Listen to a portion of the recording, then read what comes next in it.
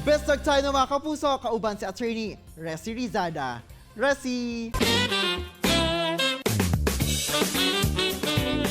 Thanks, Arjo! May buntag mga kapuso, welcome to Best Talk. This morning, atong ilailahon ang usa sa mga newest kapuso artists. Walilain kundi si kapusong Luis Hontiveros. May buntag, Luis, and welcome dito sa At Home with GMA Regional TV. How are you? And how's GMA's newest kapuso artist?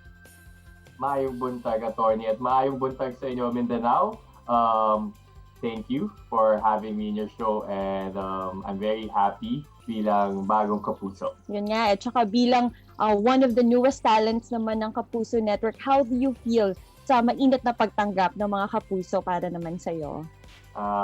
It's overwhelming. I'm very happy sa pagtanggap sa atin ng mga kapuso.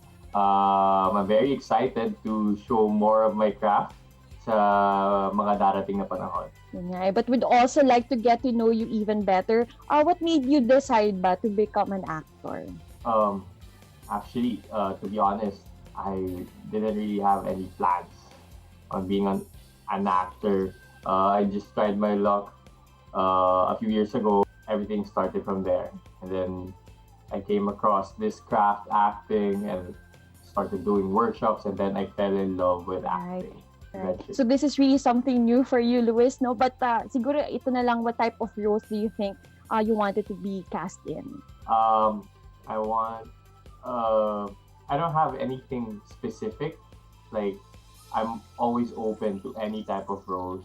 But I'd say if I want to tackle a specific one, mas parang leaning towards yung mga roles na yung characters are mentally challenged. Wow. Yung have mental health issues. That's quite a challenge for you, Luis, Yes.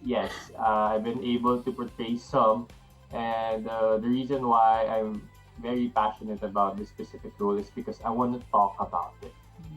I want people to know about it.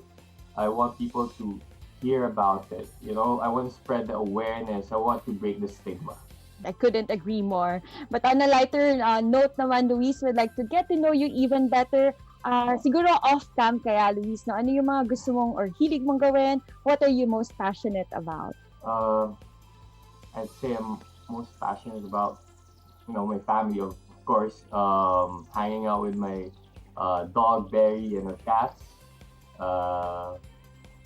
Working out, yan, on a daily basis. I try to work out.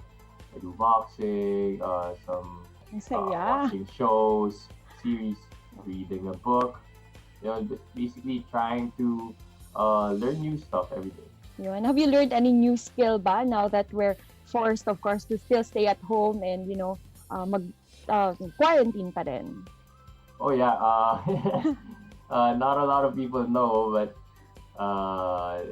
just recently I've started a new business, and I'm in the direct selling business. Wow. Selling like beauty, skincare, fragrance and hair care products. I mean, I never knew I would be doing as such, Kasi parang mostly it's a woman's industry, but I'm stepping into it and I'm learning a lot of new stuff, being an entrepreneur, trying my luck here while medyo mabagal ang ating industry for now. Mensahe mo, Luis, sa lahat ng mga supporters mo. I'm sure marami ka na ring followers dito sa Mindanao, and they would like to get to know and get more updates galing sa'yo.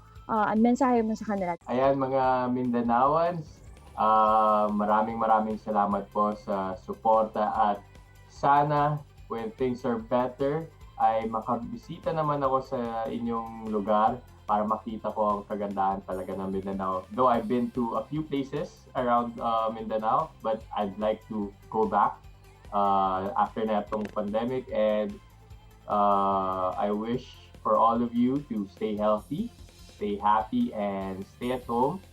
Be safe. Thank you very much, Luis, and we really look forward na makabisita ka ulit dito sa Mindanao. Maraming salamat, attorney.